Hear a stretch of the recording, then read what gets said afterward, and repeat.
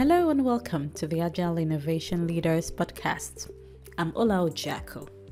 On this podcast, I speak with world-class leaders and doers about themselves and a variety of topics spanning agile, lean innovation, business, leadership, and much more, with actionable takeaways for you, the listener. My guests for this episode are Pete Newell and AUKUS. Pete Newell is the CEO and co-founder of BMNT, an innovation consultancy and early-stage technology incubator that helps solve some of the hardest problems facing the Department of Defense and intelligence community. AUKUS is CEO of BMNT in the UK and also a co-founder of BMNT in the UK. In addition to this, she is the chair of the board of trustees at the Common Mission Project, and she co-founded the Common Mission Project in 2019 and drove its growth as a startup charity in the UK. Without further ado, ladies and gentlemen, my conversation with Pete and Ali. I found it very insightful, and I'm sure you would as well. Peter, thank you. Ali, thank you so much for being with us on the Agile Innovation Leaders podcast. It's a great pleasure to have you here. Well, thanks so much for the invite. Yeah, thank you for having us. Right. This is the second time ever in the history of my podcast that I'm having, two guests. The first time was fun, and I know this one would be as well, and informative. I always start with asking my guests to tell us a bit about themselves. So your background, any memorable happenings that shaped you into the person you are today. I'm a retired Army officer. I enlisted when I was 18 and was commissioned when I left college in the mid-'80s. I spent most of my career as an infantryman in tactical units. I spent a great bit of time in the Middle East, in other war zones. And towards the end of my career, I actually ended up as the director of the Army's Rapid Equipping Force, which is essentially the skunk works that was stood up at the start of the Iraq and Afghanistan wars to accelerate technology to solve problems that were emerging on the battlefield that weren't part of something else somewhere else. And that 3-year journey probably exposed me to, first and foremost, the speed at which new problems are presenting themselves, not just on the battlefield, but in the rest of the world. It exposed me to the speed at which technology is changing, being adopted, and then being adapted for other purposes. So it's almost like chasing technology as it changes is a whole new sport. And it exposed me to, I think, the challenges of large bureaucratic organizations and their inability to keep up with the speed of the changes in order to remain competitive, whether it was on the battlefield or whether it was in the commercial market or something like that. But those epiphanies really drove, first my decision to retire from the military because I became addicted to solving that problem. And second, drove the impetus to launch BMNT in 2013.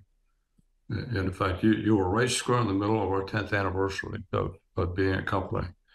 So it really is, I think, a big deal because we started with 4 people in a driveway in Palo Alto, California. Now we're a global company with multiple companies and a great footprint. But that's the history of how we got started. Congratulations on your 10th anniversary, and it's an impressive background and story. Ali, what about you? So my background, a little bit different than Pete's. By training, I was an academic. So my training and my PhD was in military sociology. And I was really interested in understanding people's experiences in the armed forces, both in the US and the UK. And that is what my PhD was focused around, my thesis. And I went on to be an academic at King's College London here in the UK. I've also been an assistant professor at Georgetown University in the School of Foreign Service. But it wasn't until I then took a job with the US DoD in something called a congressional advisory panel called the Section 809 panel, which was tasked with overhauling all of defense acquisition. And that's where Pete and I met. I think one of those formative experiences in my career was meeting Pete and going to the nonprofit that Pete started and spun out of BMNT. It's called the Common Mission Project, with a really big program, Hacking for Defense. And Steve Blank also co-founded that, as you know, and Joe Felter. And I went to an educator course for this program in Fort Belvoir as a part of my job to understand, could we take these types of methods and put them into congressional legislation or DoD regulation as a way to change how people think about problems? And when I met Pete, it was the intersection of all of the things that I really love: academia, entrepreneurship, defense and national security, and kind of went up to Pete and pitched him and said, I want to take this back to the UK and launch it. And that was the start of what has been thousands of conversations about the value that we can add both in the US and the UK. And before that, I worked in some law firms before I did my master's and my PhD, but mainly my career has been in academia. Well, thanks for sharing. And would you say it was serendipity that made your paths to cross? And how are you finding the journey so far? I think, yes, I think it's serendipity. I think it's a little bit, so I have a really different life journey than Pete. And I think in my career at the time where I was, when I met Pete, I hadn't really found what it is, what I felt like my purpose should be, or hadn't really found passion or joy in my work to that date. And I found things I loved. I loved academia and I loved teaching.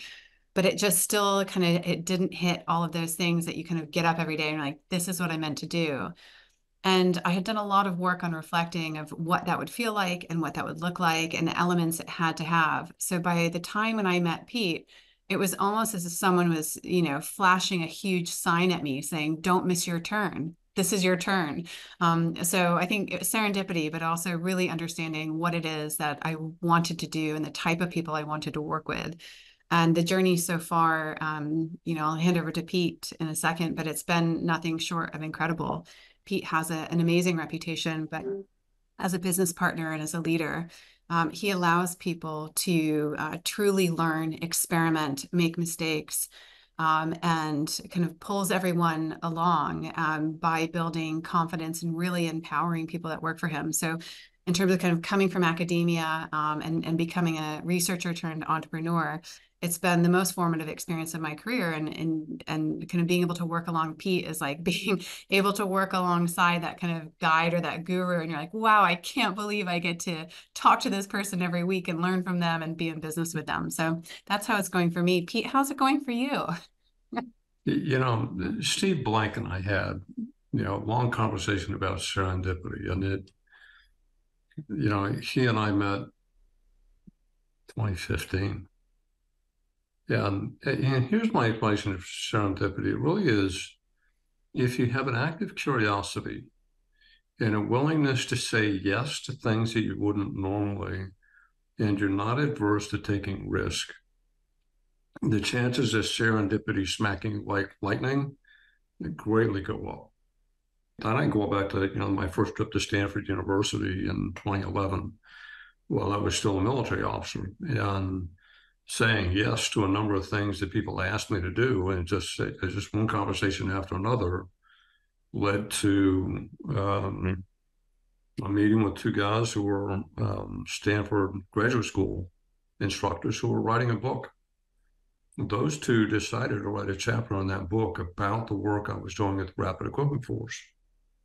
When Huggy Rao and Bob Sutton decided to write a book and hire a case study writer who spent 6 months digging into your life, you learn all kinds of things about yourself and about the world. And when that's followed by a chance coffee with Steve Blank, who had no idea who I was, and I had no idea who he was, that 15-minute coffee turned into a 4-hour discussion between the two of us. I typically would not have been at the Fort Belvoir thing that Allie was at. And I think, our meeting was very brief. But it was, I think, 6 months later when I found her in the library at Georgetown University at some social event, and I think we both decided that we wanted her to do something, and we wanted to do something in the UK, and we wanted to see something between allied countries come together. There was no strategy or grand business development. There was nothing that drove those conversations. It was simply in the spirit of the moment.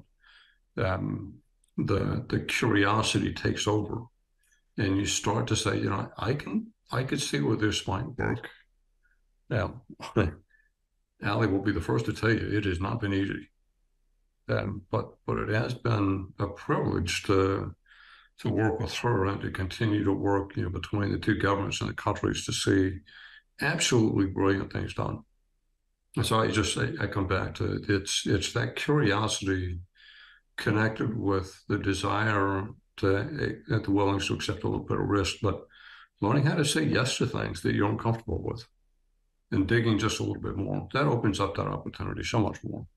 I could see it's evidence to me the way Ali was talking about, working with you, Pete, and your leadership. I'm wondering, could there have been anything about your military background that has influenced your leadership style? Yeah, everything in my background does. I can tell you, even growing up as a kid, that the way my parents raised me influenced me positively and negatively in some cases. My military background, I have been fortunate to work for a group of fantastic, military leaders. I spent time in the special operations community. I spent time working for Stan McChrystal. I spent time in the Pentagon working for brilliant people. I also worked for some of the absolute worst bosses in the entire world. And I rarely say this about people, but they were just bad human beings. And I will tell you in many cases what I learned watching a leader in a just really horrible environment. In some cases, it influenced me more than watching the really brilliant guys out there. If you think about it, it's really hard to pattern yourself after somebody who is brilliant and driven and successful and kind, and they do all that. But I tell you what, you can look at somebody who is really a bad boss and say, I don't want to be like them. And it happens in an instance that I do not ever want to be like that person. That teaches you a lot about the environment that you want to create that people are going to work in. I have some hard areas, and Ali will acknowledge some of them, and the way people are treated in the workplace. Also, as a graduate of the special operations community, I have strong feelings about how high-performing people should be allowed to perform, and also expectations of how they work. I think the military left me with a high degree of not just respect, but when I hire people, there's a certain degree of dedication to their success. Whether they stay in your company or whether they leave or they go someplace else, whether they're challenged or something else. And I'll tell you, if there was something hard about transitioning from the military to the business world is, in the military, you're given people and you're told to make them successful no matter what. In the business world, you tend to just fire people who are unsuccessful and not invest time and energy in them. I have never been able to make that change. And it's a bit of a struggle sometimes because in the business world, you can't afford to hang on to people who are subpar performers if you want to run a high performance organization. If there's one of the things that I have learned is I am challenged in letting somebody go because I see it as a personal failure if somebody fails to thrive in my organization that has been built and imprinted by my past. I think Ali has a very different opinion because she comes from such a great different place. Here's the beauty of it. To work with people like Ali and some of the others, we can argue and disagree and fight like cats and dogs sometimes, but we still love each other. And it is still an absolutely amazing environment to work in. that's really what, if you get it right, that's what life's like. What's your view, Ali?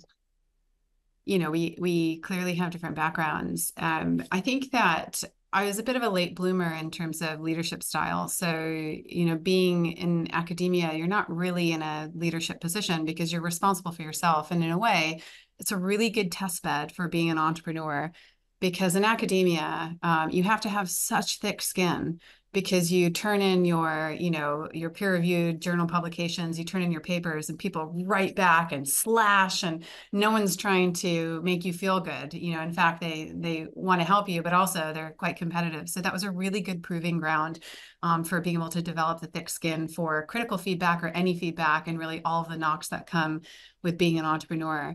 What I took into starting BMNT here 4 years ago, was things that I took from Pete and from the US, was really allowing people and high performers to work in the way that they feel best. One of the things that I hated when I was younger in certain jobs and working in law firms was, punch in your time card at 8 a.m. and you punch out at 5 and an hour for lunch. And it never felt right that was the way to kind of measure someone's productivity or to really enhance or empower people. And so the way that I approach it is we, consider everyone to be an adult and to do their job, and also to be as curious as possible. So on our stand-up this morning, with 2 new team members coming back into BMNT, one of the things that we agreed on is, if no one's asking for time off to be creative, or to have a day or 2 days to read a book that will enhance their knowledge or make them a better BMNTer, then we're failing if no one has asked for that time by the end of this calendar year. So the way that I really approach leadership is, how can I empower but also invest in every single person? Because it's not me delivering the everyday work. It's, the people in my company. So they're building it alongside of me. And I hire smart young people who will give feedback, and we action that feedback. So we change things based on what we get from, a 23-year-old. So everyone in the company feels really valued. And I think, learning from Pete is also being really honest and transparent with everyone in the company when your chips are down and you have to say, guys, this is what's going on. And I found it has built such a strong cohesion in the team that we have now, that this kind of year going into it is the most excited I've ever been about running BMNT. So kind of taking a lot of what I learned from Pete, and also my own experiences of feeling really caged actually in most of my jobs, and being able to understand that people work in very different ways. And if you allow them to work in the ways that are best for them, you really do get the best of everyone. That's very inspiring and insightful. Now, there was something Pete said earlier on about you, Ali, walking up to him and sharing the vision that you wanted to take back what BMNT is doing to the UK. And, so what made you go for it? What pushed you towards that? It was a lot of work on my part of really understanding, what I wanted to do. And when I approached Pete that day, I was really excited and exuberant. I said, I want to take this back to the UK and I want to run it. And Pete is, as you get to know him, he's very calm and he's quiet. And he kind of looked at me and he said, you should talk to some people. And I thought, okay, I'll go talk to people. So I went out and I talked to people. And I actually got Pete on the phone a few weeks later and I said, Pete, this is my dream job. This is what I want to do. And Pete said, prove it. Do a business model canvas. So I then hung up the phone. I Googled business model canvas. I watched YouTube videos on how to complete it. I was still working at the 809 panel. So I was getting up really early to talk to people back in the UK, make phone calls, pulling on kind of all of my contacts. I've been in defense and national security for, since 2009. And I was canvassing everyone I knew. I filled out the business model canvas. I sent it to Pete. He was going to be in DC about a week later. And he wrote back saying, we should meet. So we then met and had an initial conversation around what it could look like. But it really wasn't until, as Pete said, in that library at Georgetown for a reception, that we kind of came together and having had both time to think and think about what I put down on the business model canvas, but also how we got along, I think, and gelled as business partners, we decided, let's do it. So when we said we didn't have a plan, I had an idea of what we could do. And I had I have unfailing determination to make things work. And so I just knew, and I think we both knew if we tried it, that something would come of it. And if not, we would learn a lot from it. So we went from there, and it took a while before we got a plan, to be honest, but we got there. But here you are. Exactly. You know, if there's one thing I have learned as an entrepreneur, is that the plan you thought you were going to have is never the one you actually execute. So the faster you begin to test it, usually by talking to people and doing things, the faster you will get rid of bad ideas. And it's not about finding the good idea, but it's about creating all the ideas you could possibly have and then killing them off quickly. So that you understand the core of the value that you think you want to deliver. Everything after that is the mechanics of how to build a business. I mean, and that's not easy stuff. And when you're launching a company, more importantly, when launching one in a country you haven't been in a while. But getting there is really about getting that thought process moving and getting people to disabuse you of the notion that every idea you have is brilliant. I agree. Setting up a business isn't easy. I can't imagine the additional challenge of setting it up in the defense sector, the Defense Department of Defense in the US, and Ministry of Defense here in the UK. What sort of things would you say would be the additional? Do you have to go through hurdles to go through approvals, clearances and all that? From the MOD experience, it's less about clearances and those types of things. It's more about understanding, kind of winding your way through what feels like a maze to find the right stakeholders that you can bring together at the right time to make a decision.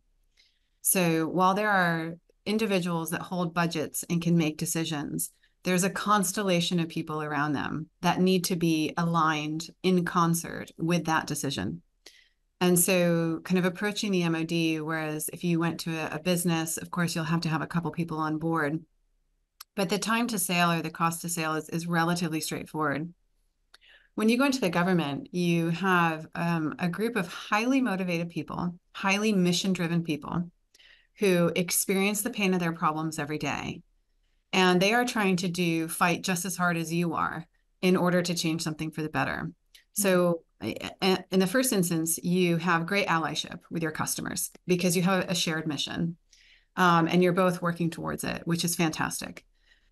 The second is really trying to understand if that person has the budget and they need to sign off on it, how much do they need to care about it? Or is it their chief of staff that needs to really care about it? Or is it their engineer? Or I would say the difference is the amount of discovery that you do in doing that stakeholder mapping is fundamental to success, but also knowing that people change jobs in the civil service and the armed forces every few years. That is a critical skill as a business working with the government. That stakeholder mapping and that discovery with your customers, customer development never ends. So I think that is the longest pole in the tent in terms of really kind of finding the right people. And sometimes people say, that's the person that has authority. You go talk to them and they say, no, I don't have any authority. So it's really trying to wind your way through the maze to align those key stakeholders. I would add to what Alex said, is that, it's like climbing into a very complicated switch watch. And you need to understand not just how things work, but you need to understand why they work the way they do and how they work with other things.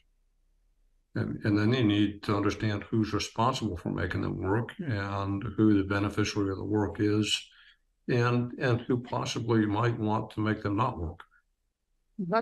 So Ali's comment on stakeholder development, it's at the heart of everything you do. It really is, if I talk about more sociology and anthropology than it is anything. It truly is understanding why things work the way they do and what drives people to behave one way versus another. And once you figure that out, then you can figure out how to motivate them to behave one way or another, and where you might fit to help them in their daily job or whatever else.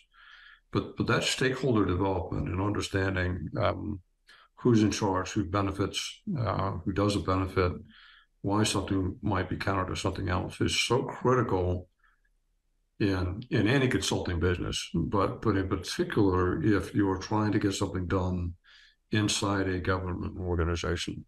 In many cases, it's feudal, it's archaic, but it still operates underneath a very definitive culture that you can actually map if you've been in it long. So you did mention in your website, BMNT, you help government organizations to solve hard problems at speed and at scale. Can you expand on this? It's both. I think, I go back to my experience, way back in the Rapid Equipping Force and 2010 is first and foremost, there are tens of thousands of problems that prevent the government from doing what it wants to do. The government is challenged, first in being able to identify those problems. Second, in translating those problems into plain English that other people might understand. Third, in using that translated thing to find ever bigger groups of people to then redefine the problem one more time so that it makes sense for the rest of the world. And fourth, creating the policies and process that will attract people to come to them, work with them, to actually solve those problems fast enough to build a solution before the problem changes so much that the calculus is completely out of whack again. And I know that's a complicated, long answer, but the impedance difference between the speed at which you develop and acknowledge a problem and your ability to actually get people to work on it, if it's out of sync with the speed at which technology is being adopted and adapted, you will constantly be perfectly solving the wrong problem. And you'll be constantly delivering things that are antiquated before the day they land in somebody's hands. So that's really the speed issue. Oh. I go back to what I said about sociology. This is the speed of your ability to get people to come together to work on something. And then the scale is determining scale how fast and scale how big. Scale how fast is I can start to deliver a solution to this, but I know the solution is going to change every 6 months. So I don't need to commit to building tens of thousands of these over a 5-year contract, but I do need to commit to changing what I deliver every 6 months. Or this is going to scale to some big end, and it goes into a much different system. You have to be ambidextrous about your approach to scale. And unfortunately, most procurement laws, both in the United States and in the UK, are not built to be ambidextrous. They're built to do one thing and one thing very efficiently only. Unfortunately, that's not the way the world works anymore. Any thoughts, Sally? As Pete said, and as a sociologist, the most often thing, and I think Pete said this a long time ago when we first met, is the government doesn't have a tech adoption problem. It has a people problem. And a lot of our work, a lot of our customers will come and say they have a tech problem and they have a huge degree of urgency. But the things that get in their way are they have no common language and they have no repeatable and scalable process in which to think about and work on their problems. And the framework that we developed, the innovation pipeline, is that process for them to do it. And it's not complicated. It's methodology agnostic. And so it allows you to develop an entire workforce around a common language of innovating, mission acceleration, agile transformation, whatever you want to do, recognizing that people are at the heart of it. And the head of innovation at UC Berkeley during one of our Lean Innovators Summit said something that has stuck with me for several years now. And he said, and it really hit home with our customers, because sometimes when I first started BMNT here, I was such an evangelist that I forgot to listen to the customer. I was just so convinced that they needed what we had. And I think the customer was telling me something else, and I would get frustrated. And when I heard this, it was resistance is rational. And so when we go into a room with a group of people, we usually have a customer who is an evangelist of ours, or an early adopter, or, huge supporter. And they have a couple other people who feel the same way they do about change and innovation and moving rapidly. And then 70% of the team don't feel that same way. And so approaching it and really empathizing with the customers and understanding resistance is rational. Why would they want to change? Things for them work. The way that they have always done it works. And that is a rational response. So being able to then develop a service where you're connecting with them and saying, I understand that. And that's a rational response. And then using tools like one of my favorite tools, the value proposition canvas, to really understand, what are the jobs to be done and the pains and the gains. And when you speak in that type of language, there are so many times that I have this kind of aha moment of like, oh, so if I did that, then I wouldn't have to do this anymore, or I would be able to do this different thing. These are not complicated tools or processes we're talking about, but the common denominators of it are discipline, consistency, and hard work. And I think kind of coming off what Pete said is when you want to get pace and speed, you have to be consistent and you have to be disciplined. And people have to understand what you're saying in order to get over that resistance is rational piece. I think that, and Ellie's, spot on in terms of the problem with the problem. And oftentimes is, we can put a problem in a room and 10 people who work on it and get 10 different versions of the problem. And so part of the art that's involved in the process is to get a group of people to agree to a common definition of a problem and use the same words. Because many times we're inventing new words. It's new technology, new problem, but the first thing we do is get everybody to say the same thing the same way, and then start to talk to other people about it. Because part two of that is you learn that your problem is probably not the right problem, it's a symptom of something else. That whole process of discovery is a very disciplined, I would say it's a scientific methodology applied to how we communicate with people. You have to get out and test your theory by talking to the right people in a big enough diverse crowd to truly understand that whether you're on the right track or the wrong track. That's hard work. It really is hard work. And it's even harder to get what I would say critical feedback from people in the process who will challenge your assumptions and who will challenge your test, who will challenge the outcomes of that. That's what, our team does such a great job of working with the customers to teach them how to do that, but listening to them and helping them come together. But at the same time, we're looking at the quality of the work. And because we're a disinterested third party, we can look over the shoulder and say, that I see the test and I see the outcome, but I don't think your test was adequate. Or I don't think you tested this in an environment that was diverse enough that you may be headed down the wrong path. The customer can still decide to go with what they learned, but in most cases, at least they're getting honest feedback that should allow them to pause and relook something.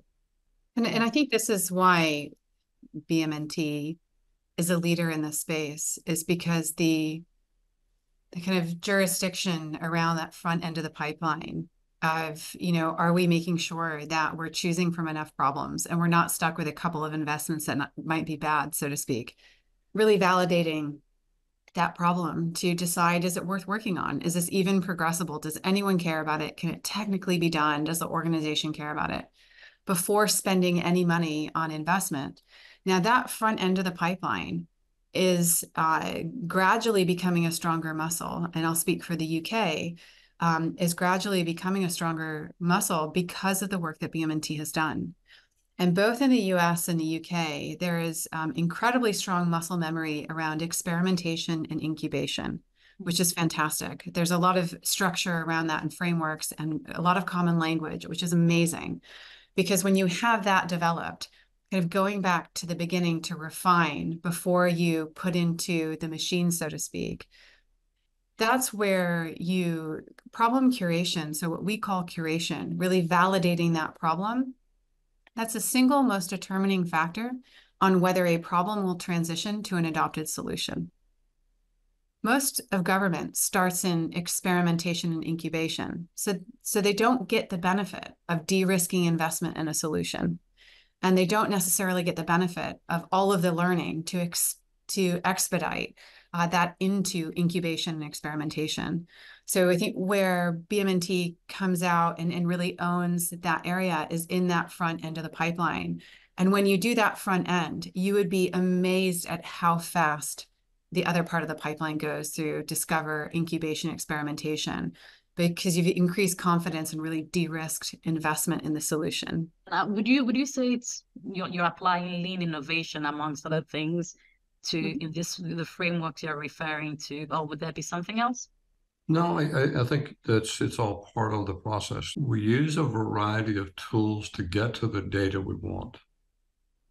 And then it's a matter of doing analysis. You know, Allie's background as an academic is so critical because she's keen on analysis and looking at the data and not skewing the data one way or another.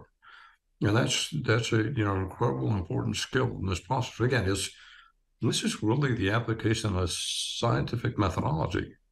And you need to be able to do that, but you need to understand how to get the data.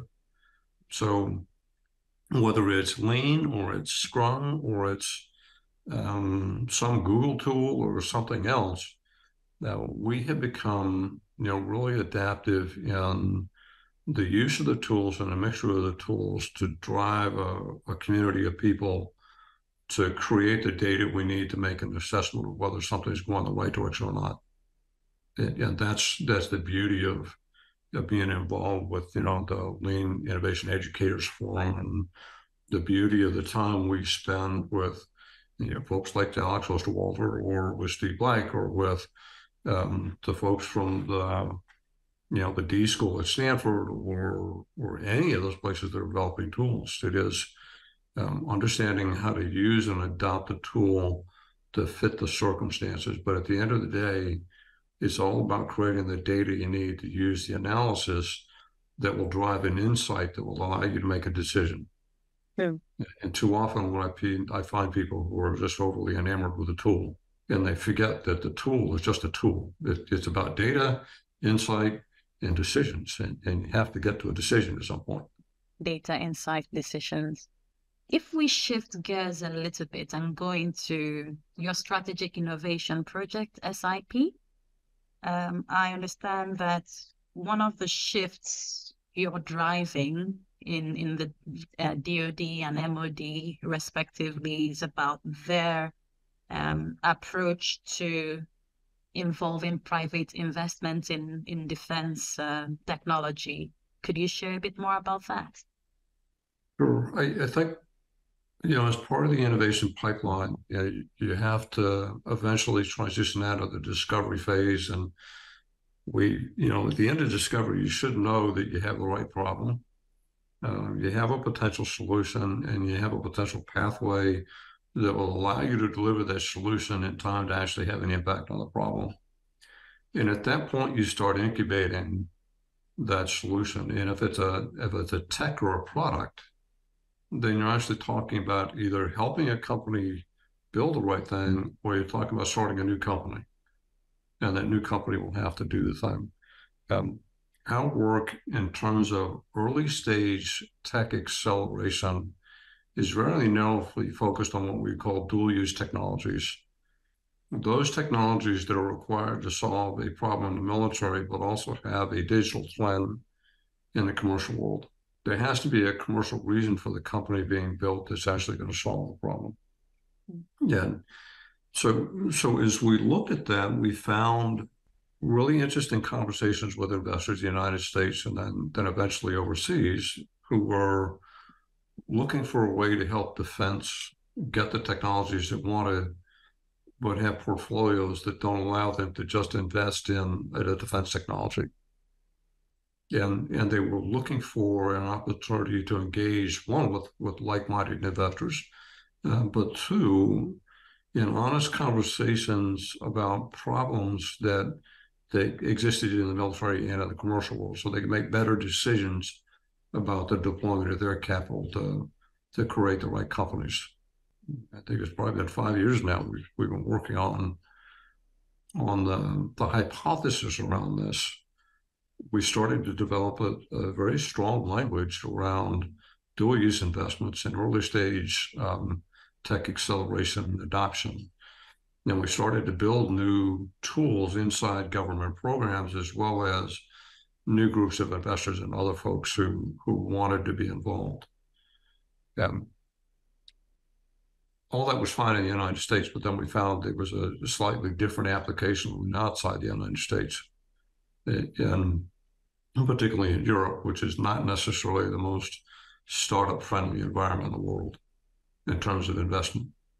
But at the same time, understanding that the United States has an unequaled appetite for technology to the point where that technology doesn't necessarily exist within the United States, nor do the best opportunities to test that technology exist within the United States. So we had to come up with a way that would allow us to do the same type of investigation with our allies, which turns into this incredible opportunity amongst allied nations and companies and vendors and things like that. And I know that, from Ali's standpoint, watching, NATO, Diana, and other programs start, that it is more challenging. It's a different environment in Europe than it is in the United States. Kind of picking up there in terms of that, the way that we think about investment, and what Pete is talking about is a program we run called Hacking for Allies. And so we currently work with Norway and take dual-use Norwegian startups into our incubator and accelerator called HRX Labs in the US. And we help them enter the US defense market and the commercial market. And one of the things that we're starting to see over here is it is a pathway that doesn't really exist in Europe. So when we think about NATO's Diana, what Diana is focused on, which is dual use and deep tech, and what they are overly focused on, and I think is correct, is how do you raise investment in the countries themselves to help booster, a whole range of effects around being able to raise money within the country. Ultimately, though, and a lot of what Diana was doing was before, in terms of the concept and its focus on dual use and deep tech, was before the invasion of Ukraine. And so at that time, before that, I think in terms of the NATO Innovation Fund and thinking about investment in NATO, it wasn't as comfortable with dual use and investing in dual use as the US is. Not only is the US comfortable, but you have things like we help stand up Family Offices Command, where people feel a great deal of patriotism or that it's a part of their service to be able to contribute in that way. That feeling doesn't exist. It exists here, but it manifests itself in a different way. And it doesn't manifest itself as let's invest in dual use technologies to help our defense and national security. So there's different understandings and cultural feelings towards those things. Now, having had the invasion of Ukraine and now the war in Israel and Gaza and now in Yemen, I think that is the change is accelerating insofar as what are the capabilities that we need to rapidly develop within NATO to be able to feel secure on our borders, and what type of investment does that take? Now, U.S. investment in Europe has dropped about 22% in 2023. And so they're a little bit nervous about investing in these companies. And so the strength that being able to change the investment paradigm, which is ultimately the companies that are going to receive the investment from the NATO Innovation Fund and NATO Diana, they want to develop in the country, but ultimately all of those companies and their investors want them to get to a bigger market. And that bigger market is the US. So what we are able to do is to connect real dollars, government dollars and commercial dollars to those companies. So we are one of the only pathways outside of export regimes for, the Department of International Trade here in the UK. We are one of the only private pathways that has not only been tested and proved, but that we are able to take more companies year on year, take them to the US and prove that model. Now that's really exciting, especially as we see some of the investment declining, because we're able to identify those companies. We're able to connect them to problems that matter that people are trying to solve, develop the use cases, and then help them on the commercialization side of things in terms of going into a new market. So I think that the way that we think about investment in the US from a BMNT perspective in the US is a little bit different from Europe and the UK. But the exciting thing is now that we have this proven pathway to enhance and accelerate concepts like Diana and the NATO Innovation Fund. So it sounds to me like it's not just about the localized investment into innovation, it's also about BMNT building pathways. So European startups, for example, that want an inroad into the US, and maybe vice versa. The AUKUS, the Defense Investor Network, really is the collection of the US Investor Network, the UK and Australia. And all three countries had defense investor networks that have been set up over the last several years, and primarily focused on, one, allowing investors to engage other investors about topics that are of common interest when it comes to this dual-use paradigm. And two, being able to engage with people in the government about things the investors were concerned about. And I'm very clear when I talk about the Defense Investor Network. It is about defense investors, not about the government's problem. And I've had to redefine that multiple times. This is about enabling investors to be more proactive and participate in building the right kinds of companies, not about the government telling investors what they need to do, or the government telling investors how they need to do it. It really was built from the investor perspective. And then we found is that the investors were prolifically honest about the feedback to senior people in the government, which I think has been hard for people in the government to actually get that kind of feedback. But when an investor with a portfolio of 30 and 40 companies looks at the government and says, I will never do it the way you just described, and here's why. Until you change X, Y, and Z. It makes no sense for us to participate, invest in, do. You'd be amazed. Sometimes it is the first time somebody has been able to articulate why something isn't going to happen.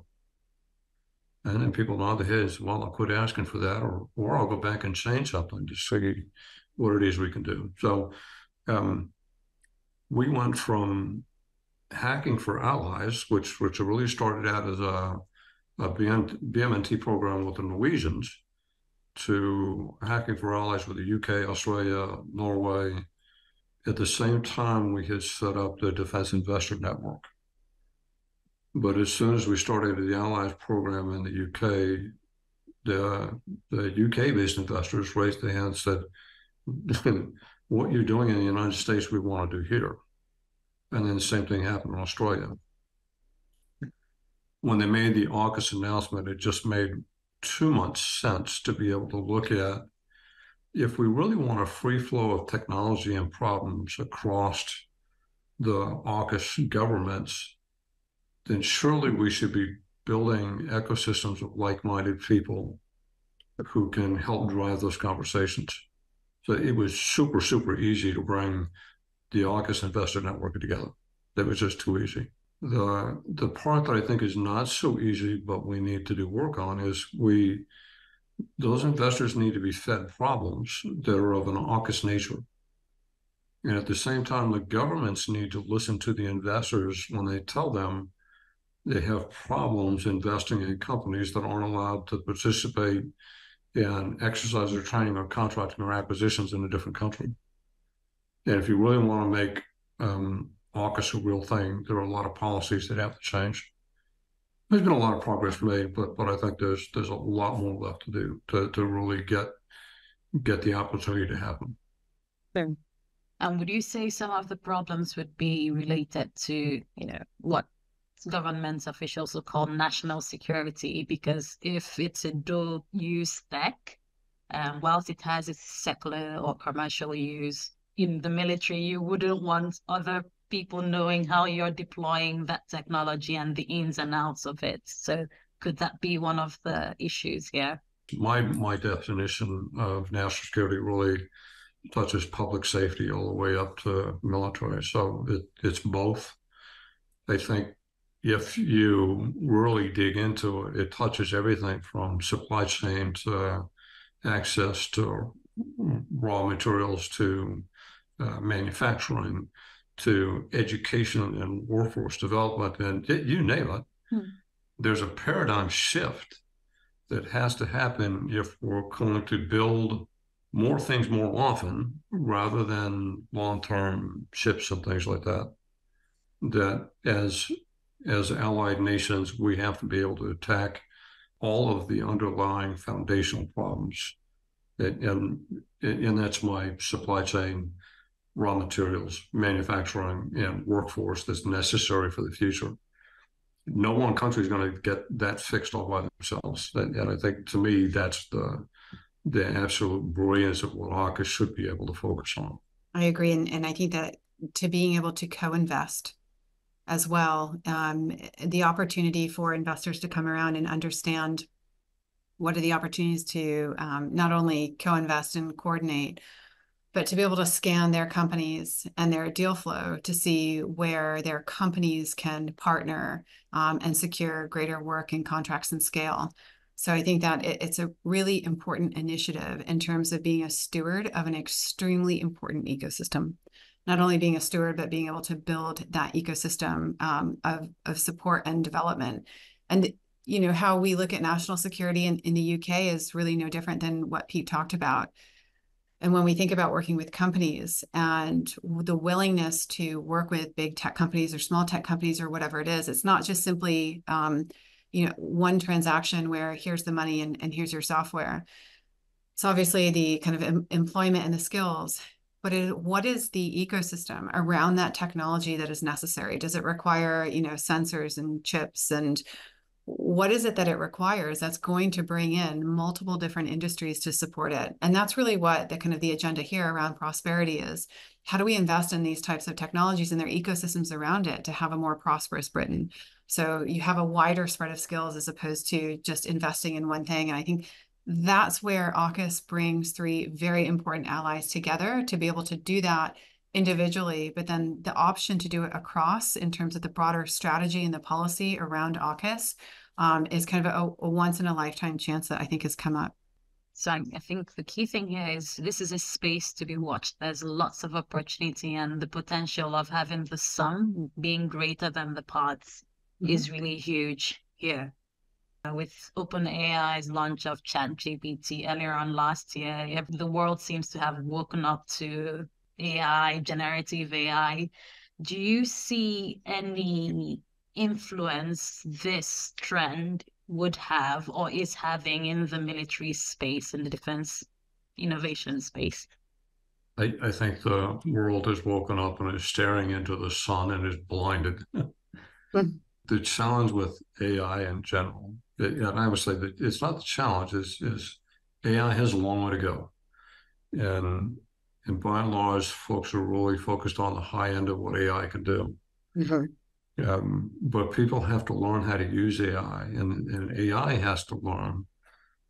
What we're not doing is using AI to solve the mundane, boring, time-wasting problems that are preventing our workforce from doing the high-end work that only a human being can do. And I don't care how many billions of dollars we're pouring into building robots and other things. It's all great. But we still have government people managing spreadsheets of data that they become data janitors, not analysts. And it's particularly bad in the intelligence world. I quote the chief information officer of a large logistics agency who said, data is not a problem. We have tons of data. It's just crappy. Wow. It's not tagged. It's not usable data. We have data going back to the 1950s. We have no means of getting that data tagged so it's useful. But if we put time and energy into building AI products that would correctly tag old data, it'd be amazing what we can do. In the cases that we have helped develop tools with our clients, they'll save anywhere from $1 million to $300 million a year in finding discrepancies in supply chain stuff or finding other issues. So imagine if we put that kind of work in place for other people, but free people up to do more, better, smarter things. how much more efficient the use of the government's time and money would be, so that that money and that time could be invested in better things. So when I say, yeah, the AI is out there and people's eyes are open, but they're staring into the sun.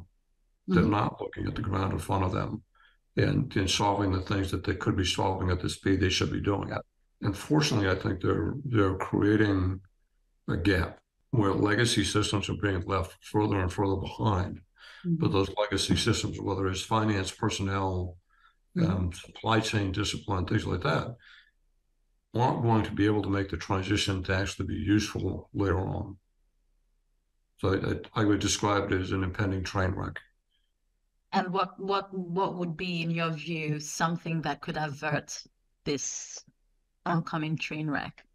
I think a concerted effort, Louis, I mean, just to have the government say, you know, we're going to use AI to get rid of as much of the legacy brute force work that our populations are doing, so that we can free them up to do other things. And part of that is we're then going to take the money we save and channel that money back into investment in those organizations. Right now, as the money just goes away, that's great, you did better, therefore your budget's reduced. But there's no incentive to get better that way. But if you looked at an organization and say, you know, if you can save $10 million a year, we'll give you that $10 million to reinvest back into your organization to do better and something else. Now you have some incentive to actually make change happen. Any thoughts, Sally? I think the exciting thing for us, the way that I look at it in terms of government, is that government enablement to be able to use AI. Here, they are building large language models for the government based on the data that they have. And there's a lot of excitement around it, and there should be. It's a pretty exciting thing to do. I think where we are in a really strong position, and what I find really exciting, is being able to do what we do best, which is really help them understand what is the query and how do you validate that query. So what are the basic skills that you need to be able to interact, and then to be able to retain the skills of critical analysis. So when the answer comes back, you do not take that as the end all be all. It is a tool.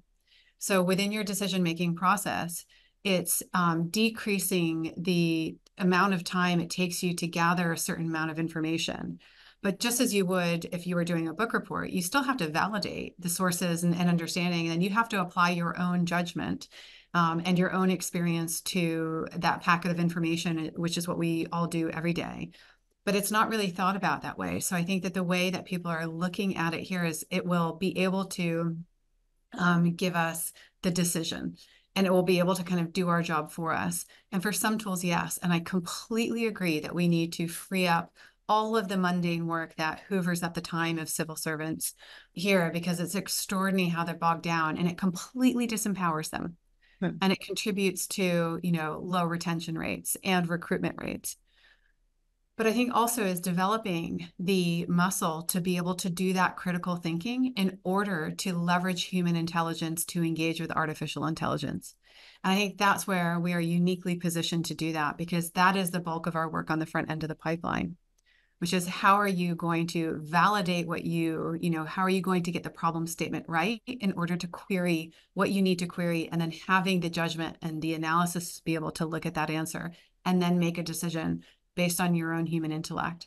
And that's where I see it playing here. So I think that I completely agree with Pete. We have people looking into the sun being like LLMs, and they're going to solve everything. But you sit, let's say 100 people down in front of an LLM and tell me how many people know what to ask it or how to use it and integrate it into their everyday workflow. So I think that there's a long way to go. But I feel really excited about it, because I feel like we have something so incredible to offer them to be able to enhance their engagement with AI.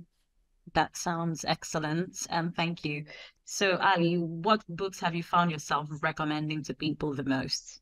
So I don't read a lot of workbooks in terms of like how to run a company or anything like that. Sorry, Pete. And I have a 4-year-old and 3 stepchildren, so I don't actually read as much as I used to. But I have read over in the last few weeks the book Impromptu by Reid Hoffman about AI, which is great. And I listen to a lot of podcasts on my commute into London. So the Huberman Lab podcast I listen to a lot. But if you're looking for kind of workplace inspiration, I'm afraid I look at Instagram, listen to podcasts, and then I follow Ali K. Miller, who writes a lot about AI, came out of Amazon, and she is fantastic for breaking things down into really bite-sized chunks if you're trying to learn about AI, if you don't come from a technical background. Thanks, Ali. We'll put these in the show notes. And Pete, what about you? I will give you two new books. One of them is Wiring the Winning Organization, written by Gene Kim and Steve Spear. Steve Spear is a good friend of ours. Has been a great mentor and advisor inside BMNT for a long time. I've known Steve since way back in my early days. The other one is by Huggy Rao and Bob Sutton, again, and it's called The Friction Project. And it is, just like you say, it's all about friction in the workplace. I think both of those books tend to lend themselves to how to drive performance in organizations. And I think knowing all of the authors, they are phenomenal books. But I think the experience the four of them bring to the dialogue and the discussion of what the future workplace needs to look like and the things we need to solve will all be buried in those books. In terms of podcasts, man, I'm all over the map. I chase all kinds of things that I don't know. I listen to podcasts about subjects that I'm clueless about that just spark my interest. So I wouldn't venture to pick anyone except yours, and to make sure that people listen to yours. You're very kind, Pete. Well, because you're on it, they definitely would. Would you both be thinking about writing a book sometime? Because I think your story has been fascinating and there are lots of lessons. Only if Alec would lead it. So I have picked up and put down multiple proposals to write books around the innovation process within the government and other places. And part of the reason I keep stopping is it keeps changing. I don't think we're done learning yet. And I think the problem with writing a book is you're taking a snapshot in time, and that's the thing. And one of the things that, we are very focused on, for the military, but we talk about doctrine. What is the language for innovation inside the government workplace? And it's the thing that we keep picking up. We've actually helped at least one government organization write their very first innovation doctrine, the Transportation Security Administration, of all places. The very first federal agency to actually produce a doctrine for innovation that explains what it is, why it is, connects it to the mission of the organization, and describes a process by which they'll do it. I think within the Ministry of Defense, Department of Defense, there needs to be a concerted effort to actually produce a doctrine that connects the outcome of innovation to the mission of the organization. We call that mission acceleration. We look at innovation as a process, not an end state. The end state is actually mission acceleration. There's probably a really interesting book just to be written about Ali's journey. And I say more Ali's journey than mine because I think as a woman founder of a defense company in the UK, all of the characters in the book are completely unlikely. So somewhere down the road, maybe. Well, I'm on the queue waiting for it. I will definitely buy it. So where can the listeners and viewers find you if they want to get in touch? We're both on LinkedIn. So Pete Newell, Ali Hawks, our emails too are on our various websites, bmnt.com, bmnt.co.uk. Awesome. Any final words for the audience? I'll say thank you again for one having us. Like I said, it's the first opportunity Ali and I have had to completely freelance a podcast together. So any opportunity I get to engage with the folks and have this conversation it's a gift. So thank you for giving us the time. Yeah, good. Thank you very much for having us on together. It's been great. The pleasure and the honor is mine. That's all we have for now. Thanks for listening. If you like this show, do subscribe at www.agileinnovationleaders.com. That's agileinnovationleaders.com or your favorite podcast provider. Also share with friends and do leave a review on iTunes. This would help others find this show. I'd also love to hear from you, so please drop me an email at ola@agileinnovationleaders.com. Take care and God bless.